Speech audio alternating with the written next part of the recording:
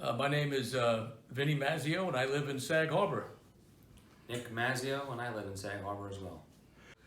It was kind of nice to kind of have some time off, for 3 months. And It was strange. I'll tell you, Nick can tell you a great. I mean, he loved. He hasn't taken that much time off in 20-something years. He was, for 3 months to spend time with his family, and you could probably take care of that one, Nick. Yeah, no, it was just a strange time, not having to go to work, not being able to go to work. You wake up every single day at 5 in the morning and you're out of the house at 6 and you're gone for 12 hours. Not doing that routine was strange. People, as you know, we were closed for 3 months, and when people came in to get their haircuts, it was like doing 2 haircuts in one. So we had people all masked up. They had beards, they had long hair, and we had a work cut out for us. Every haircut was like doing 2 haircuts at once. Some people just let it go. Some people attempted their own. Most had other folks from their family attempt it. We all have little barbershops in our homes that we've been doing our children and family for years. So it was people were just so grateful. They said, Vinny, I need a haircut. I said, come on in. I would be out cutting my grass and stop cutting the grass. I said, come on in and I'll give you a haircut. We lost a few, not too many maybe only several from COVID, but most people, they went and they sold their homes and they moved away, but we just got replenished by so many other New Yorkers that came out and they lived in their homes, the homes that they've had here for years. They made them year-round homes, and but as far as customers leaving, because of the COVID, not really. No, we kept a good base here for like I say, people said the barbers should have been classified as essential workers because everybody needs a haircut, so it keeps on, it doesn't stop growing. So we had no problem finding people. A lot of people have sold off what they own in the city, in New Jersey and Connecticut, and they're going to stay here.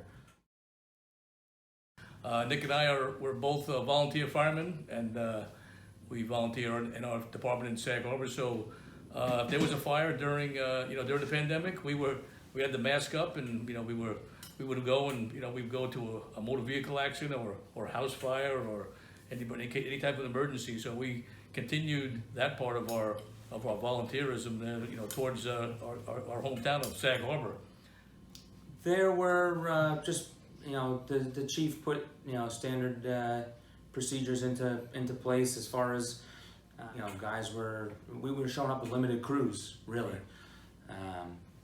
So guys would go to the firehouse and just kind of hang out in their truck and listen to their pagers to see what was going on, and so it was a whole new world, and we kind of carried that out for almost 10 months. Yeah.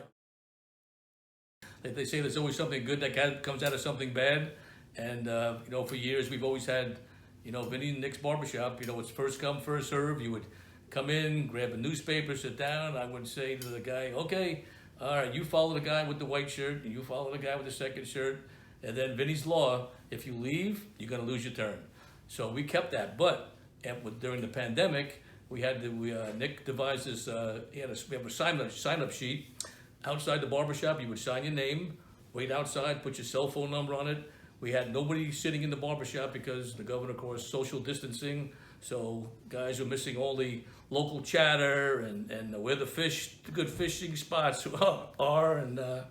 But it's worked out well. Now we have people waiting outside, and they go get a cup of coffee. They can go to the chutney. They can go get something to eat, and everybody has their own space. It's worked out very well. We might keep it and we have reserved parking in front of the barbershop as well. That was another one of Nick's ideas, but it's been we like it, and I think 99.9% of the people who don't fish, they'll probably love it.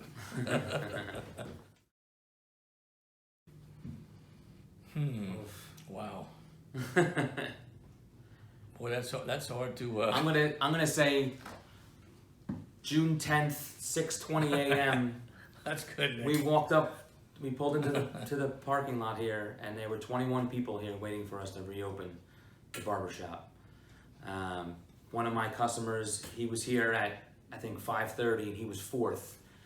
And he took the idea, because people started showing up, he had an old envelope in his car. Genius. And he started a sign-up sheet. And he texted me at 5 minutes after 6 when we were on our way here and told me that there were 17 people already here. That morning we pulled in here and we see all these people are standing outside with, everybody's messed up, they got long hair, they got beards, and I looked at Nick and I go, you want to go home? I said, we got to get the heck, we're never going to get through this.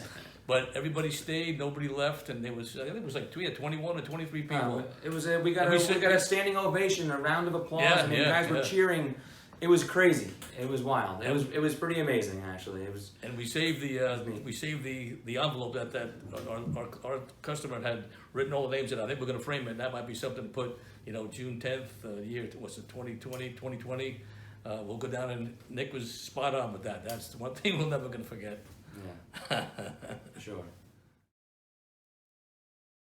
I'm going to say shit show. Shit, because I've never ever experienced, 23 people waiting at the front door with hair down to their, past their necks, and masks cutting around a mask. You're not supposed to give a haircut with a mask on, so it was a real shit show. For me, off the top of my head, I would have to say amazing. I've never had 3 months off before in my life. I got to do a lot of things with my family. I got to do a lot of things that I've never done before. I went away for Memorial Day weekend. I've never done that in my life. 41 years, never done that. And then amazing on the other side, where who thought that the world could stop? Who thought that this world would ever stop because of what happened?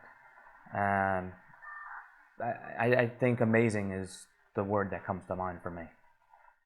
I've learned that a lot of people can't cut their own hair. And we're very dependent.